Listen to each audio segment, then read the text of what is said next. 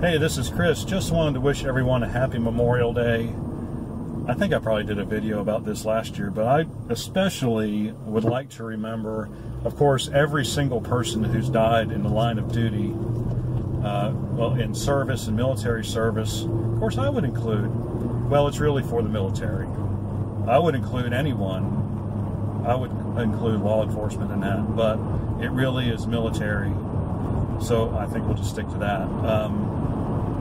Every service member who has died while performing their duty in the service of their country, laying their lives on the line, you know, we seek to remember each and every one of them and honor their deaths and honor their sacrifice.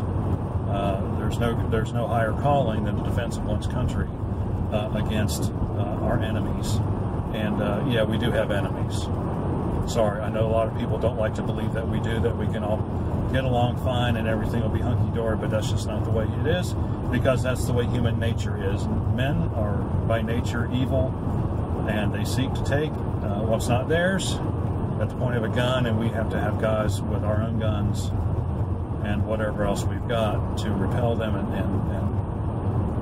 cause them to cease to be a threat. And so that's what they did by sacrificing their lives. And so just want to take a moment to honor them all. But in particular, I really do want to honor the brave men who fought in our American Revolution, because if those men had not fought, we wouldn't have a country. Well, we'd have a country, but it would be a lot different than we have now. And I don't think it would be a country that would be nearly as good.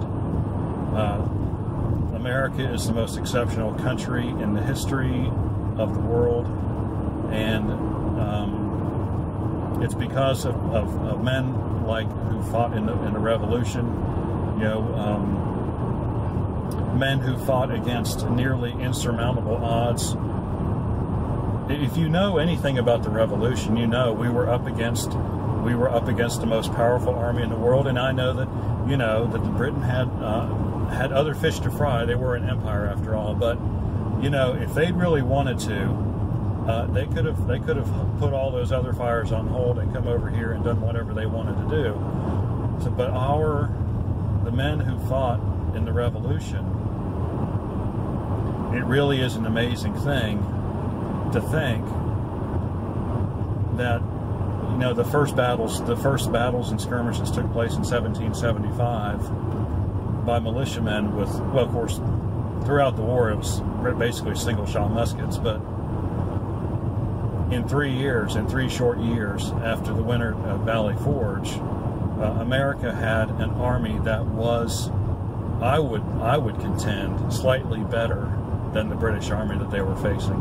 And that really does explain why the war ended the way it ended, because, you know, Clinton was afraid. The British General Clinton was in New York. He was afraid to come out of New York and battle Washington head-to-head because he knew what would happen. That's how quickly the American army congealed. That's how it's a testament to the bravery of the American, you know, ethos, the American way of thinking, the American way of life, and all those men who died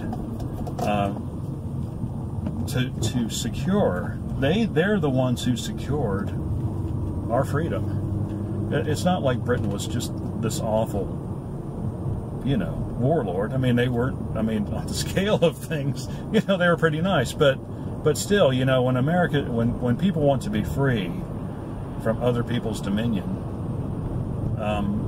you know, somebody's got to step up and fight, and somebody's got to step up and fight and be willing to die. And those men were. And so every single one of them who fell in every single battle of the American Revolution secured the country that we have, well, that came out of it, and secured our entire history. I mean, you think about the history of this country, nothing would be the same without them. And I'm proud to, you know, sounds hokey, proud to be an American, and very proud of those men who fought and died. Can you imagine? Can you imagine even thinking about lining up in formation 100 yards away from the other enemy, from your enemy who's also lined up in formation, and you just open up on each other? that takes an incredible amount of bravery, and so many of those people just, you know, they died as a result of doing that. But because they were willing to die, the British were convinced that they could never keep us under their rule, and so, you know, they gave up. They did. They lost. They lost the will. They lost the will to fight. They probably rationalized it to themselves somehow, like it wasn't all that important because they still had the rest of their empire. But, you know, somebody stood up to them, and that was us. And so I just want to honor those fallen men who gave everything.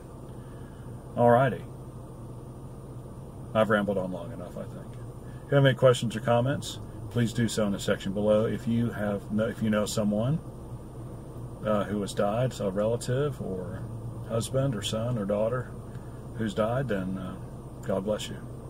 And Lee and I thank you for their sacrifice.